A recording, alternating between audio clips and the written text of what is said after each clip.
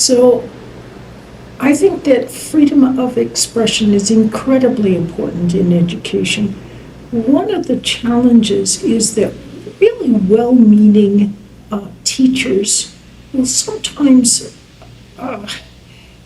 actually produce the very kinds of situations they are trying to prevent. And what I mean by this, let's say that you start a class and say, I want everyone to feel safe here. Well, just by saying that, you have just indicated that if you say anything that makes people feel unsafe, that's not really acceptable. So then you begin asking yourself, what am I thinking that I could say that might make people feel bad, instead of thinking, what are the ideas I have about this particular subject? So it is incredibly important, if you value freedom of expression, to avoid kind of cancel culture approaches that can inadvertently shut down free thinking, shut down kinds of things that the creative expression that we want from our students.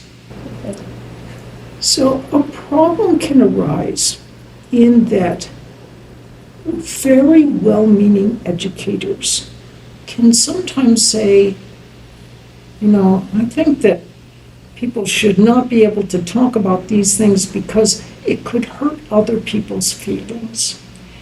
And the challenge really relates to the fact that we need to inoculate people so that they don't feel bad when someone may inadvertently or even on purpose say something that could hurt their feelings. Because think about it this way, if someone says something that hurts your feelings and they do it on purpose, well, they're manipulating you. You're allowing yourself to be manipulated by someone.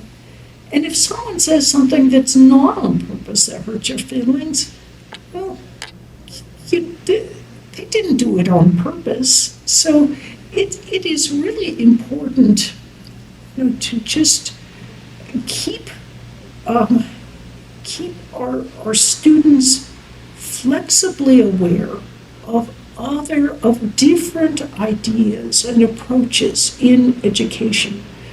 We can't always keep everyone happy and not feeling uncomfortable because of what's being said.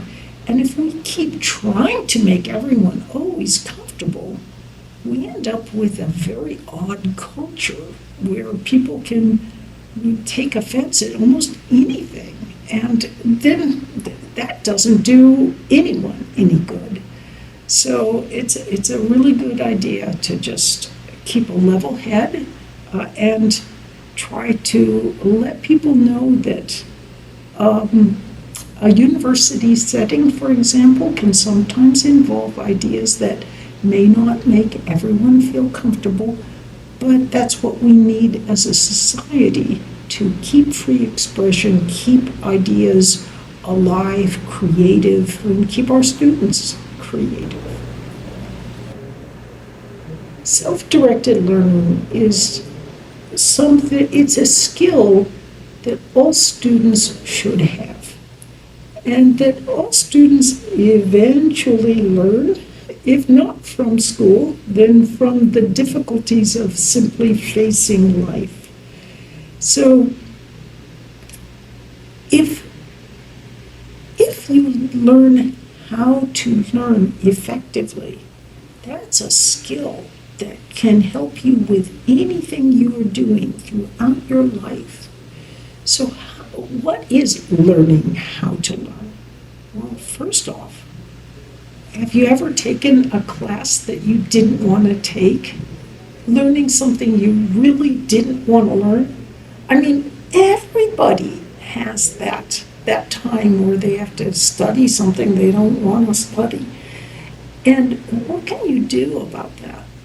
Well, if you learn how to learn, you learn little tricks like going to ChatGPT telling ChatGPT, I hate this subject, I don't want to learn it. What can you do to help me be more interested in this subject, to be more motivated to learn it? Well, that's a really good trick that can help motivate you when you don't want to learn something. But there's all sorts of insights about learning that can be helpful. For example, learning the Pomodoro technique, which helps you focus more effectively for brief periods of time, and then teaches you how to take a very good break that also helps you with your learning.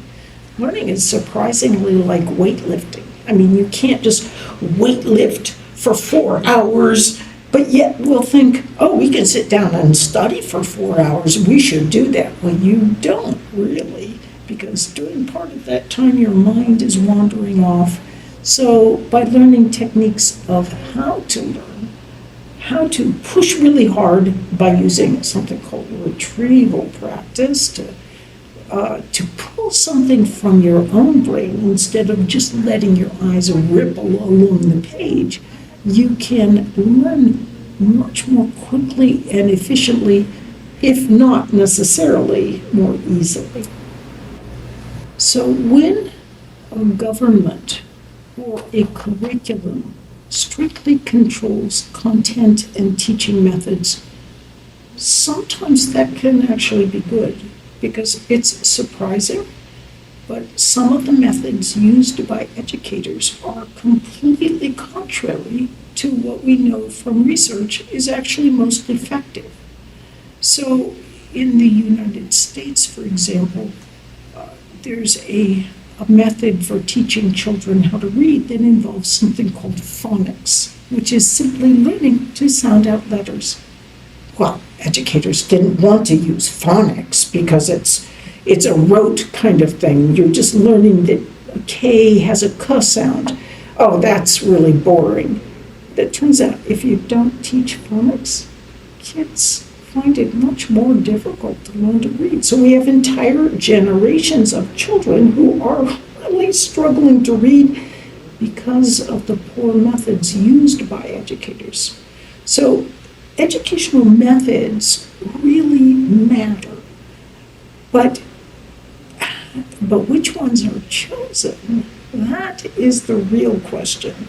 And it's of value to look towards evidence-based approaches to how children learn, to how students learn effectively. The challenge is that you can go to educators who are using really bad approaches, and they'll say it's evidence-based because there's one paper that supports their way of teaching. So I do think it's important to let 1,000 flowers flourish as far as allowing different schools, different groups of people to use different educational methods. But it is really also important to look critically at the outcome of how that method is working on children or on students. And I think this is why education is such a difficult discipline. It's not like we can do one experiment and that will prove this method is really effective, because it might be effective for this small group in this particular situation. There's this vast unexplored world of, like, we know this technique works for this group here, this technique works for this group here, this one for here, and we've shown it with 25 students or something. But all of this realm of possibilities remains unexplored. So education in some ways is far more difficult even than a field like medicine or physics, because it has so many different factors.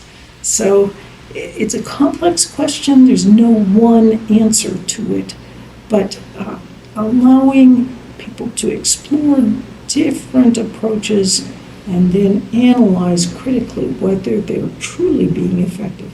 Not letting the research group that is doing the approach actually do the analysis on whether it works, because if it's their materials, of course they'll find it works. All of these kinds of ideas and approaches are important when you're trying to think about what works in education and what should be allowed at various levels. So what are the most promising applications of AI as a tool now in education? Oh my goodness, the sky is the limit. It's one thing it can do is, for example, you can use it to motivate students. And so I was in Mongolia, and the professors in Mongolia told me, it's really hard for us to motivate our students because they're coming right off the Mongolian steppe. They know all about yurts and migratory patterns and herding, and they could care less about Python programming. And how can we get our students more motivated? Simple. You go to ChatGPT and you say, my students they're coming off the Mongolian steppe. What can I do to help them be more excited and to relate to the concept of main guard and scope in Python programming? It will come back and give you the coolest kind of ways of framing main guard and scope in terms of yurts and enclosures and things that the students really can relate to and understand. Even if the professor, she or he, doesn't know the background of the students, you can still get a sense of how to convey the material because of the insights that ChatGPT can give you. I was asked to write the Japanese foreword for my book with my co-authors on common sense teaching. I don't know anything about education in Japan. How could I write that? Go off to Claude, one of the engines of large language models. I asked it, what does my book teach that is conventionally taught in Japan, but it also gives a bit of neuroscientific insight into why those methods are effective, and also what methods are not being used in Japan, but they're talked about in my book. And they could be really helpful for teachers in Japan. And it gave me back all this great information. I used it to write up the foreword. I checked it with Japanese teachers who were friends of mine. And then I sent it off to the publisher in Japan.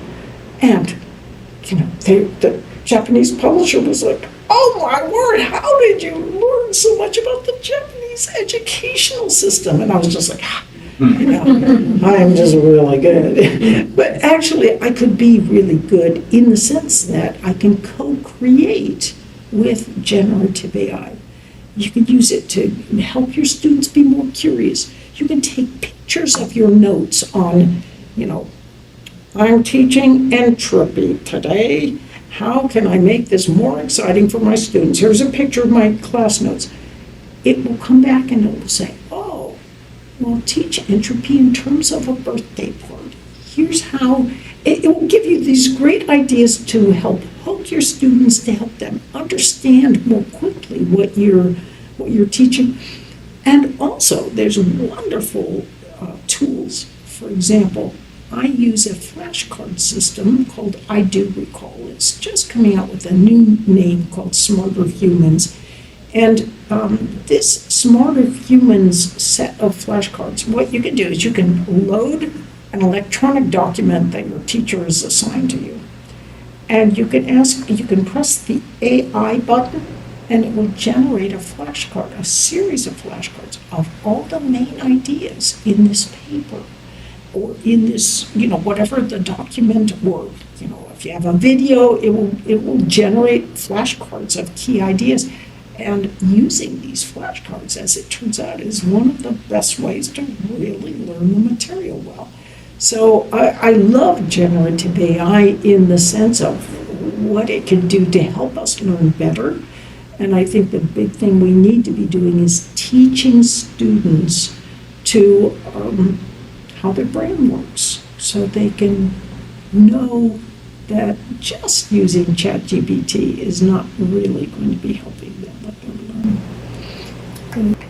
To make learning more effective and lasting, what you want to do is first you want to create links between neurons in long-term memory. This can be done in a lot of different ways, but usually it's done, you start to learn something because someone explains it to you. You may read it in a textbook, read that explanation, or you're listening to a teacher laying out some key ideas.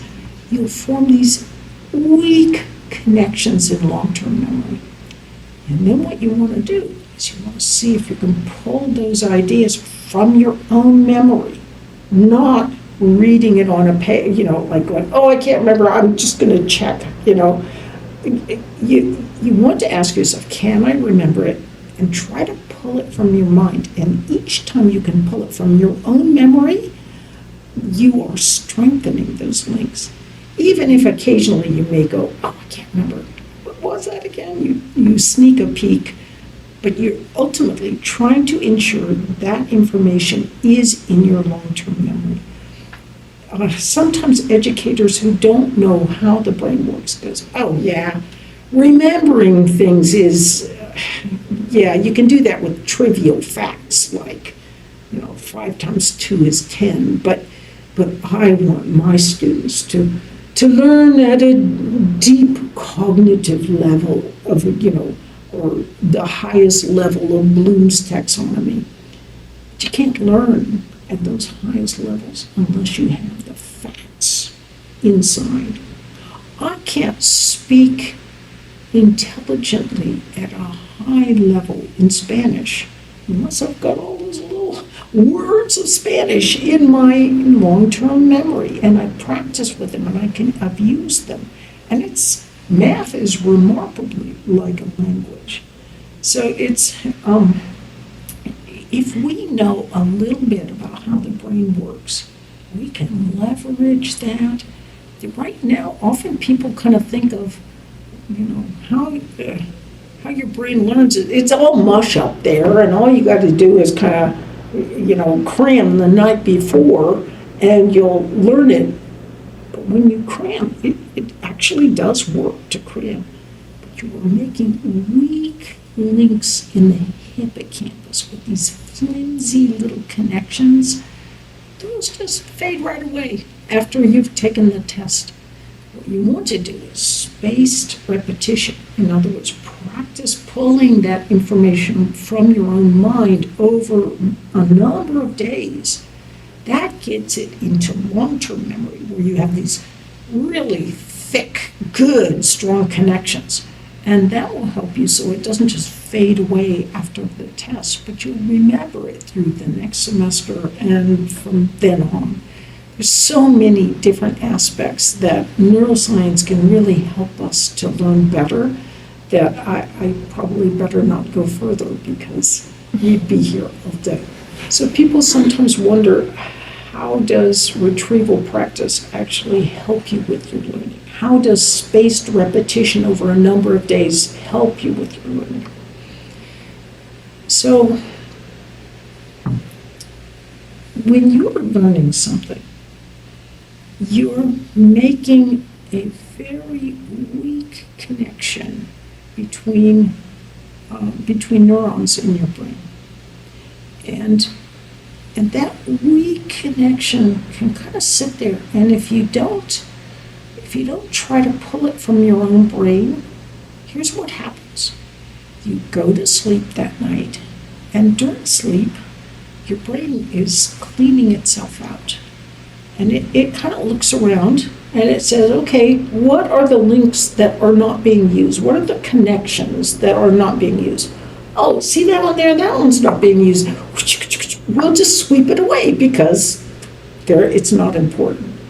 So what you can do to take advantage, you can take advantage of this learning during sleep idea, is right before you go to sleep, you think about the concept, pull to mind the insight you're trying to remember or to understand, pull it in, and then go to sleep.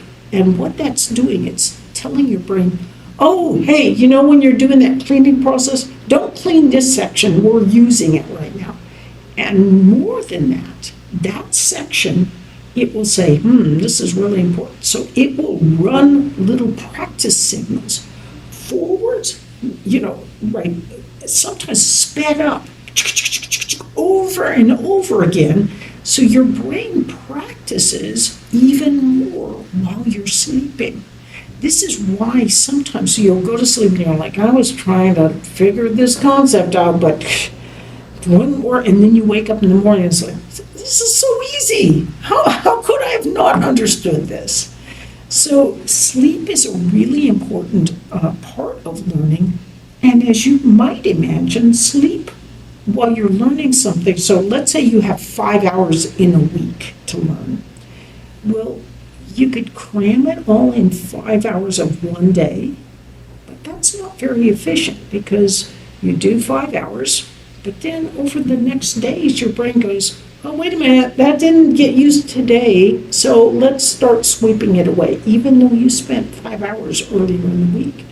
If you take those 5 hours and space them out, so it's 1 hour per day over 5 days, each night your brain goes, hey, not going to sweep that away because that was being used. And, and so over 5 hours spaced repetition, you are really strengthening what you're learning. So lots of good ideas from those. When I was a little girl, I failed miserably at math. And part of this was I had moved from one place to another when I was 7 years old, and they were suddenly far ahead of me with the multiplication tables. And I'd sit down to try to learn to do multiplication. And, it all seemed just alien. I mean, they were way far ahead of me. I was trying to learn this stuff. I didn't really like math anyway, so I just gave up and flunked all the way through elementary, middle, and high school math and science, which is really ironic since I am now a professor of engineering and I love math and science. But if when I was a little girl, somebody had told me, if you can't figure things out when you are first sitting down to try to work on it, it's okay to work a little bit to the point where you get frustrated, but then back away and let your mind just get on another subject or just relax. And what will happen during that time, that diffuse mode time when you're not focusing on that stuff, your brain can ping around and figure out, and part of this can happen during sleep as well. It's making these new connections. And when you return your focus later on, after a nice break or after going to sleep, you return to focusing on that idea that you couldn't understand or figure out, it can suddenly make sense. Now, the problem is we often teach students, be persistent. Don't give up on whatever you're learning. Oh, no, if you just stick to it, you'll get it. And like I stuck to it, and then I just got to hate it because I couldn't figure it out right off the bat. But the thing is, if we teach students that it's okay to back away, there's another way your brain works with that diffuse mode way of tackling, pinging around in the background. And then later, when you get your attention on it, it can make more sense. We teach about these ideas. It can be so helpful for students. It would have been helpful for me when I was 7 years old. So a country like Guatemala is a wonderful place to begin integrating these new ideas about how kids learn effectively. I think it's hard when you are within a country like Guatemala, you can wrongly think, oh, we're just not as good as all these other countries around the world. Guess what? All the countries around the world all have problems in their teaching. And I mean, some of them are quite significant. And so the real key is that learning some of these mental tools, it's really easy and inexpensive, and there's great ways to learn about some of these teaching or these learning tools, because teachers and students can access wonderful, funny little videos online that can teach about these ideas. So I think the great thing is that Guatemala, people here are not going, oh, we're the best, like they do in some places within the U.S. that are definitely not the best. Instead, you are hungry. You're hungry for good, informative approaches that really tackle the main issue. And that is what I see in some of the best countries of the world. So I am really excited about what lies ahead.